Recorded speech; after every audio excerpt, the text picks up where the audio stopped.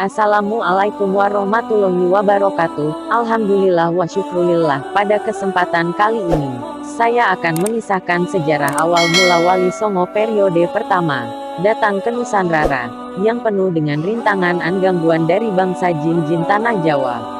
Tak banyak orang tahu dan mengenal nama Syekh Subakir. Padahal Syekh Subakir adalah salah seorang ulama Wali Songo periode pertama, yang dikirim khalifah dari Kesultanan Turki Utsmaniyah, Sultan Muhammad pertama, untuk menyebarkan agama Islam di wilayah Nusantara. Syekh Subakir konon adalah seorang ulama besar yang telah menumbal tanah Jawa dari pengaruh negatif makhluk halus saat awal penyebaran ajaran Islam di Nusantara. Kisahnya dimulai saat Sultan Muhammad pertama bermimpi mendapat wangsit untuk menyebarkan dakwah Islam ke tanah Jawa. Adapun mubaliknya diharuskan berjumlah 9 orang. Jika ada yang pulang atau wafat maka akan digantikan oleh ulama lain asal tetap berjumlah 9. Sehingga dikumpulkanlah beberapa ulama terkemuka dari seluruh dunia Islam waktu itu. Para ulama yang dikumpulkan tersebut mempunyai keahlian masing-masing. Lalu dikirimlah beberapa ulama ke Nusantara atau tanah Jawa. Namun sudah beberapa kali utusan dari Kesultanan Turki Utsmaniyah yang datang ke tanah Jawa untuk menyebarkan agama Islam, tapi pada umumnya mengalami kegagalan. Lalu diutuslah Syekh Subakir, ulama asal Persia yang ahli dalam ilmu gaib. Beliau diutus secara khusus menangani masalah-masalah gaib dan spiritual, yang dinilai telah menjadi penghalang diterimanya Islam oleh masyarakat Jawa ketika itu.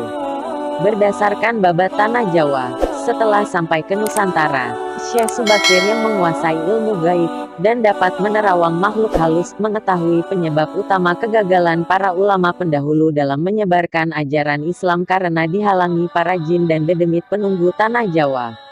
Para jin, dedemit dan lelembut tersebut bisa merubah wujud menjadi ombak besar yang mampu menenggelamkan kapal berikut penumpangnya, dan menjadi angin puting beliung yang mampu memporak-porandakan apa saja yang berada di depannya.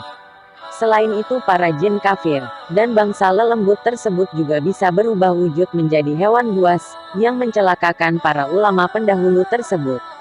Untuk mengatasi hal tersebut, konon Syekh Subakir membawa tumbal untuk ditanam di tengah-tengah tanah Jawa, yaitu di puncak Gunung Tidar, Magelang. Karena Gunung Tidar dipercayai sebagai titik sentral atau pakunya tanah Jawa. Efek dari kekuatan gaib suci yang dimunculkan oleh tumbal tersebut menimbulkan gejolak. Alam yang tadinya cerah dan sejuk, matahari bersinar terang, damai dengan kicau burung, tiba-tiba berubah drastis selama 3 hari 3 malam. Cuaca mendung, angin bergerak cepat, kilat menyambar menimbulkan hujan api, gunung-gunung bergemuruh tiada henti. Lelembut, setan, siluman lari menyelamatkan diri, karena tak kuat menahan panasnya pancaran tumbal tersebut. Melihat hal itu, konon, Sabda Palon, raja bangsa jin yang telah 9.000 tahun bersemayam di puncak Gunung Tidar, terusik dan keluar mencari penyebab timbulnya hawa panas bagi bangsa jin dan lelembut. Sabda Palon lalu berhadapan dengan Syekh Subakir. Sabda Palon lalu menanyakan maksud pemasangan tumbal tersebut. Sang Syekh menyatakan, maksud dia, menancapkan tumbal itu untuk mengusir bangsa jin dan lelembut, yang mengganggu upaya penyebaran ajaran Islam di tanah Jawa, oleh para ulama utusan Khalifah Turki Utsmaniyah. Setelah terjadi perdebatan mereka segera mengadu kesaktian.